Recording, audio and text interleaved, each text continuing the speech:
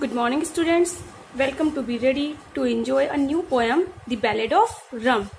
Children, this poem is written by Peter Woolrich. The Ballad of Rum. Firstly, what is ballad? Children, ballad is a story that is written in the form of a poem, and Rum is the name of a dog in this poem. Here are some riddles for you to solve. Children, in this poem you have some riddles. Why is a tree like a big dog? What did one flea say to another? And the third one is, how does a dog stop a video?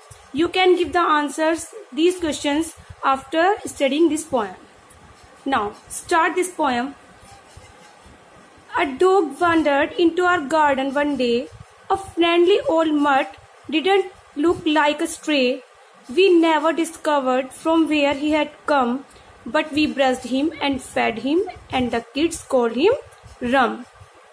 In this poem, the poet says, a dog wandered into our garden one day.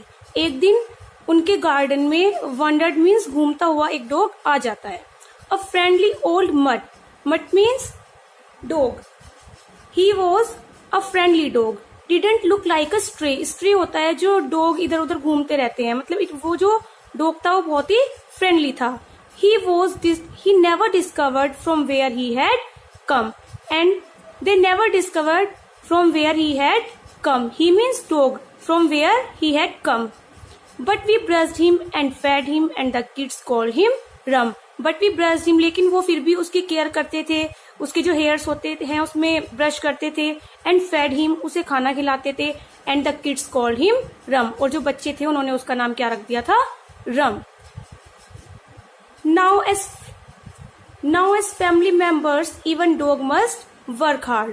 Then poet think that now that dog was the family member, even dog must work hard. तो उसे भी family members की जगह कुछ work करना चाहिए.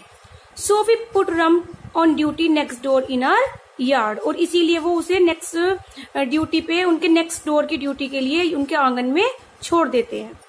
Bright eyed and watchful by night and by day, यानी उसकी जो आईज होती है वो बहुत ब्राइटफुल थी, और वो क्या करता था? Watchful by night and by day, पूरा दिन और पूरी नाइट वॉच करता था, गार्ड करता था.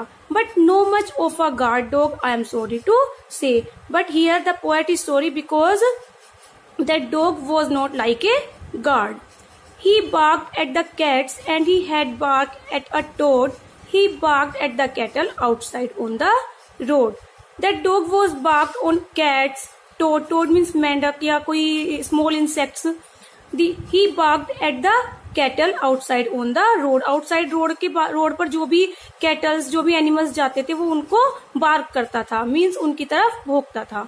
He barked at the horse and he also barked on the horses. So where did he fail? Then where did he fail? वो कहाँ पे फेल हो जाता था? You see Rum like people and just wagged his tail. But वो जो रम जो dog था वो क्या करता था? वो लोगों को बहुत लाइक करता था. That's why he never bark at the people although he wagged his tail, और उनको देखकर वो अपनी जो टेल है उसको हिलाता था. He like the yard labour and amiable bunch. वो बोलते, पोएट बताता है, he like the yard labour and amiable bunch. The poet was saying that he like the yard labour, जो उनके आंगन में जो लेबर लगी रहती थी वो उनको बहुत लाइक करता था. एंड एमिटेबल बंच, यानी बहुत ही प्लीजेंट मैनर में वो उनके साथ रहता था.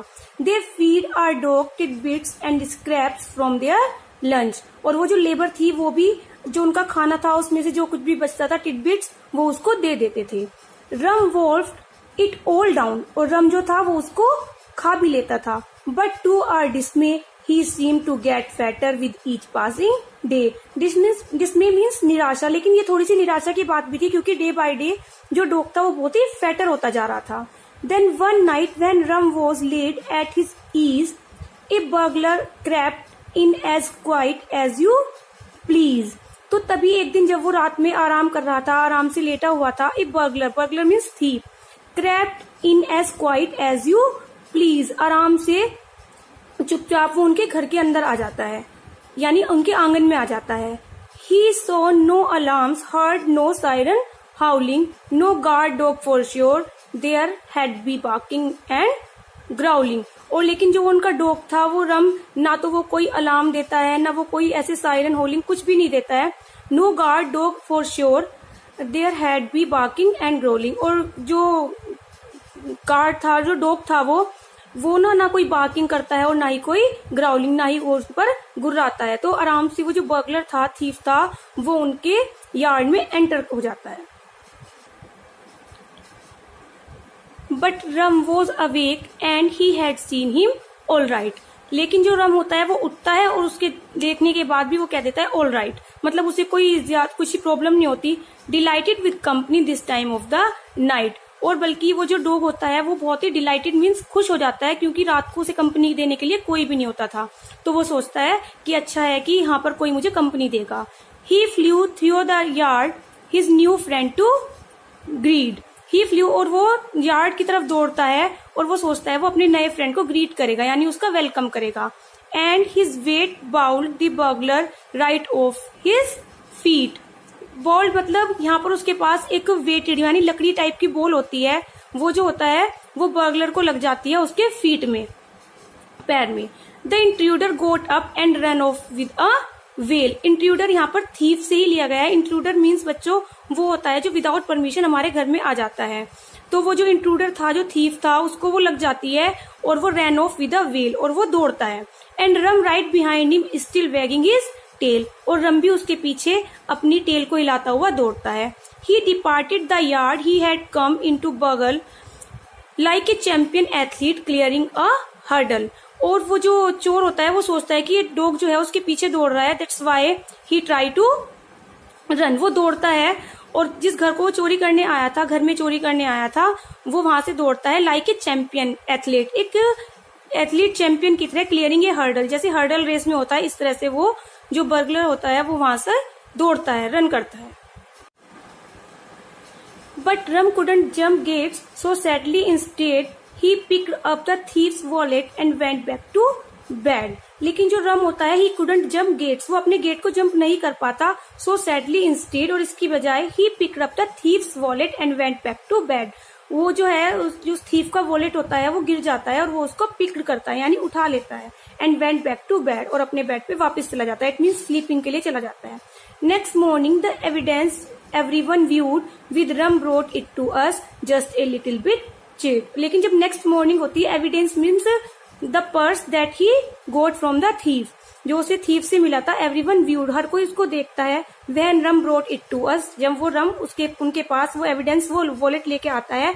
Just a little bit chewed, जो कि उसने थोड़ा सा उसको च्यूड मतलब चबाया हुआ होता है. Once given the wallet, the police didn't fail to capture the burglar and put him in jail.